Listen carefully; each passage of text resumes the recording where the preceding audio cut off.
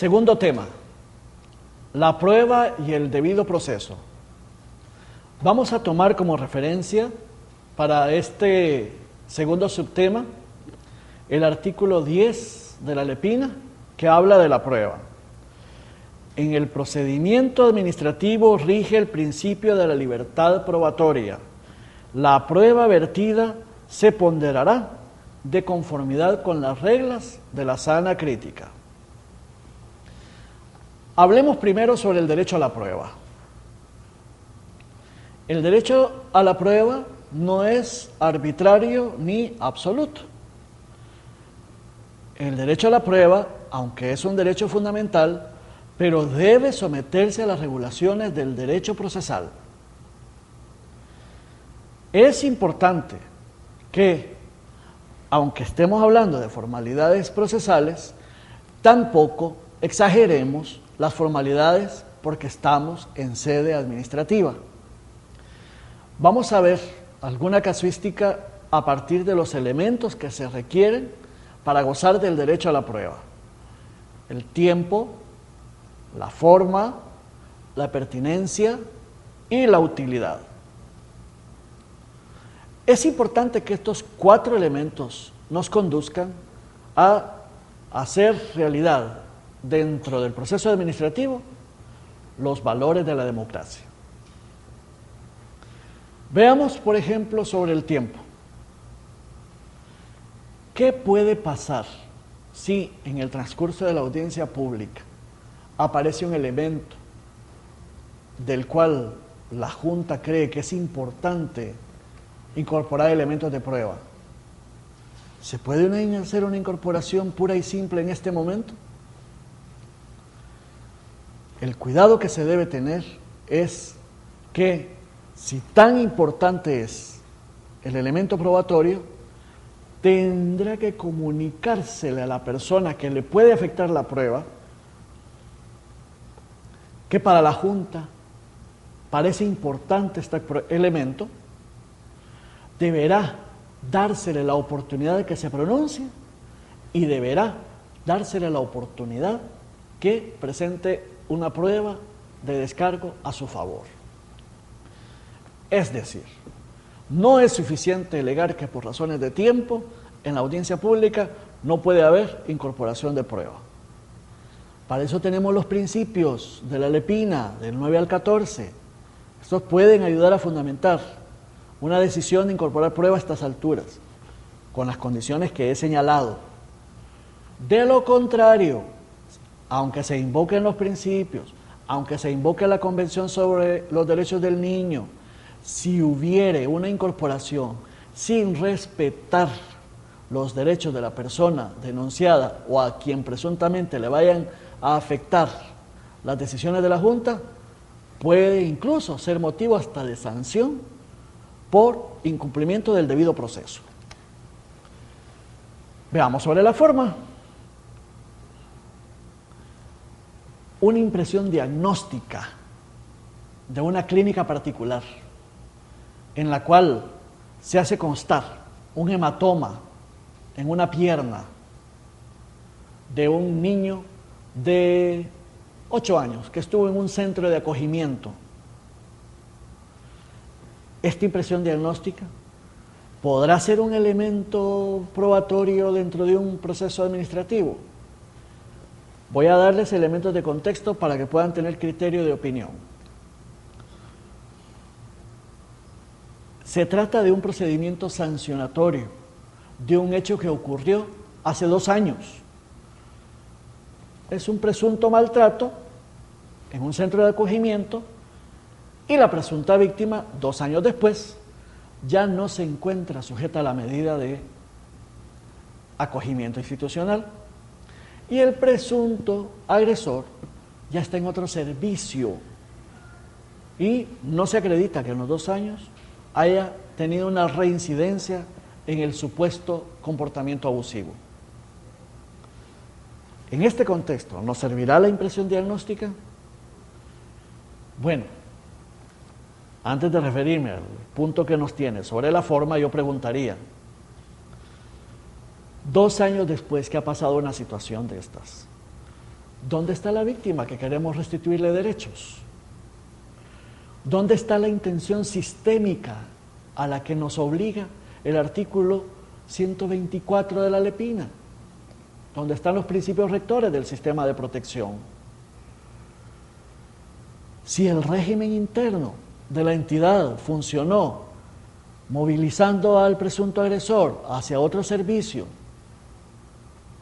¿tiene sentido que estemos en este momento preocupados por una formalidad en un elemento probatorio o indiciario de acuerdo a los elementos que se tengan? A mi parecer, estamos ante una situación en la que este indicio, a pesar que solo sea una impresión diagnóstica, debe ser aprovechado para avanzar y cerrar un expediente del que a 2 años de ocurridos los hechos, francamente le veo poco sentido. Obviamente, no es tener una prisa por cerrar el expediente a cualquier costo. Esto desacredita el prestigio de la Junta. Lo que debemos hacer es relacionarlo con los otros elementos que tenemos en el proceso y de esta manera entonces tomar una decisión. Pero a lo que yo llamo a la Junta de Protección es a poner toda su energía en el desarrollo de las sinergias del sistema de protección, a valorar estas cosas en su justa medida, de manera que no distraigan los recursos, que son pocos, para la problemática de la niñez tan grande que tenemos.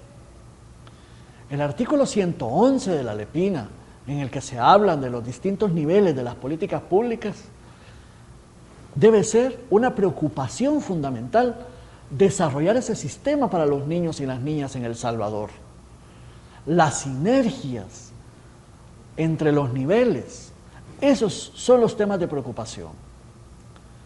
Si observan, mi argumento es la forma de los elementos de prueba, la forma de los elementos indiciarios, no es pareja y universal. Esta la tenemos que ver en función del incidente concreto, de las necesidades concretas y del papel de la Junta de desarrollar el sistema de protección. La pertinencia de la prueba. Cuando hablamos de pertinencia, tenemos que hacer referencia al objeto del proceso.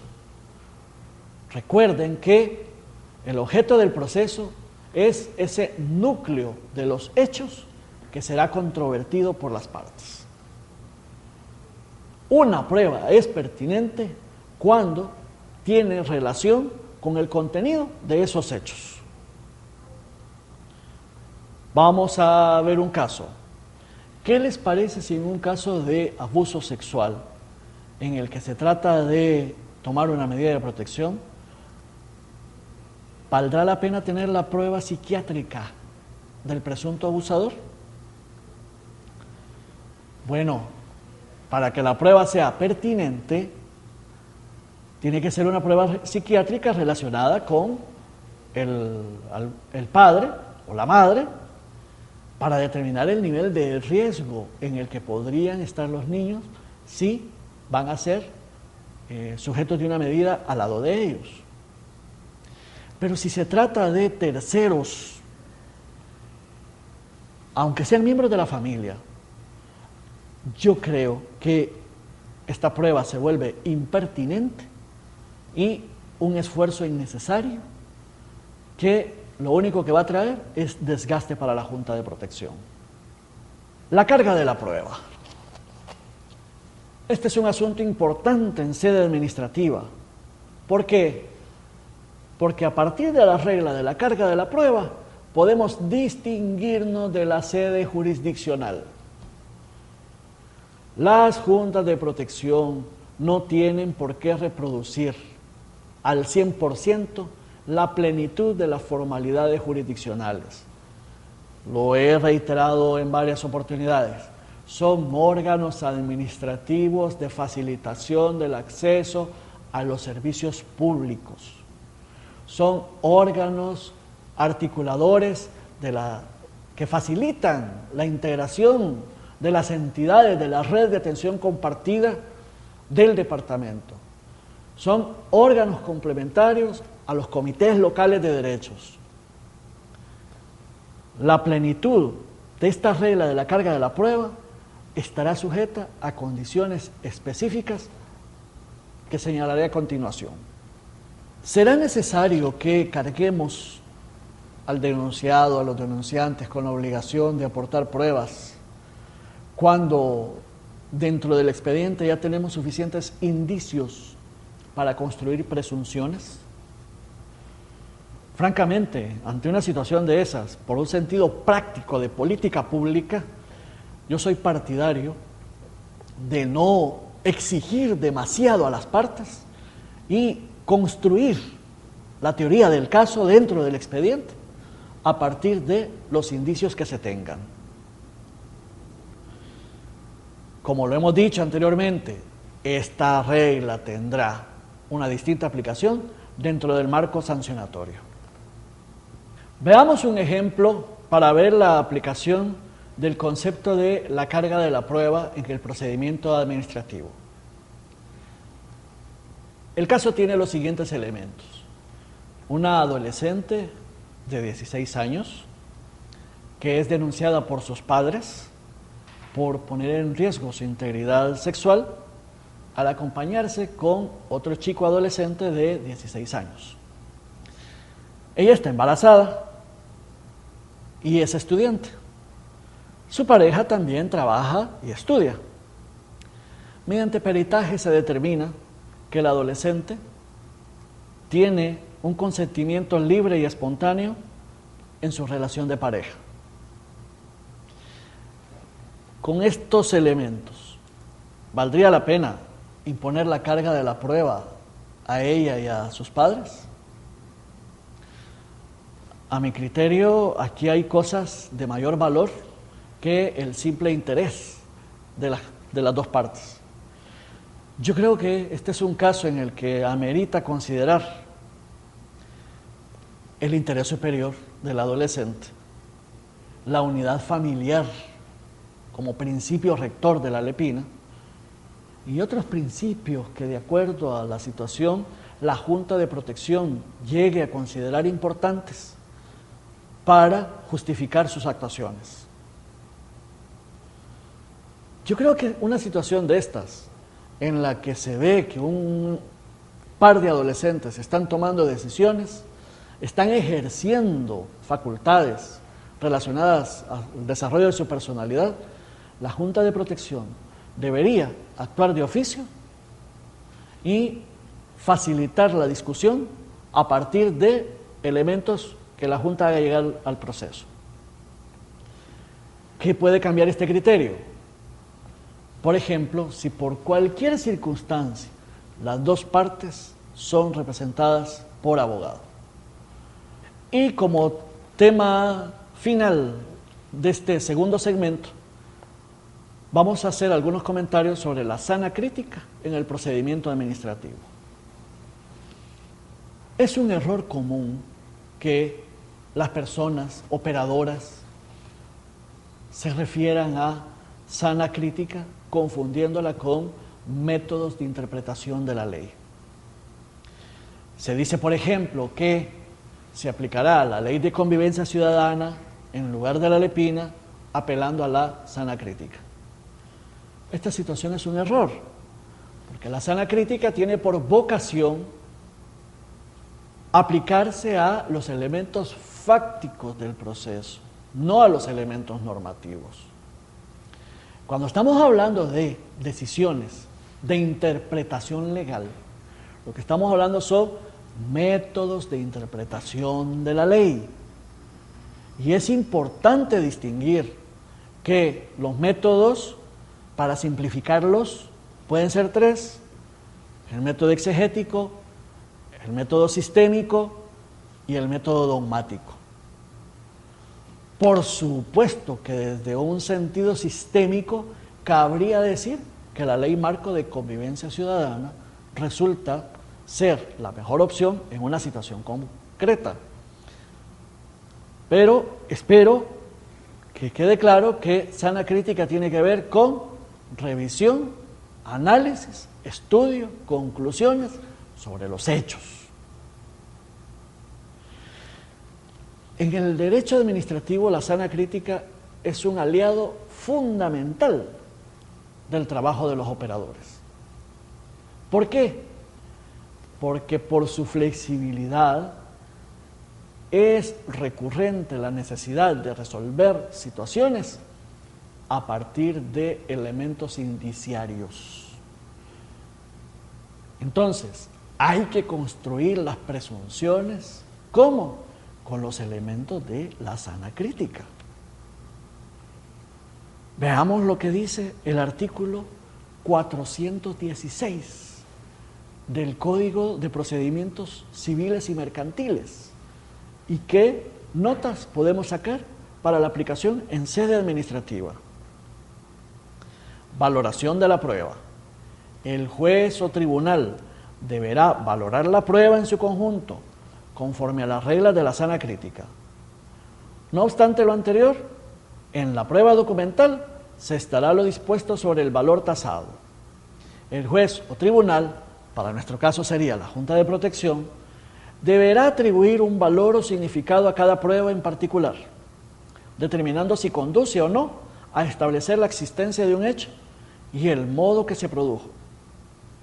Y pide especialmente, para terminar el artículo 416, que haya un ejercicio especial de motivación y razonamiento.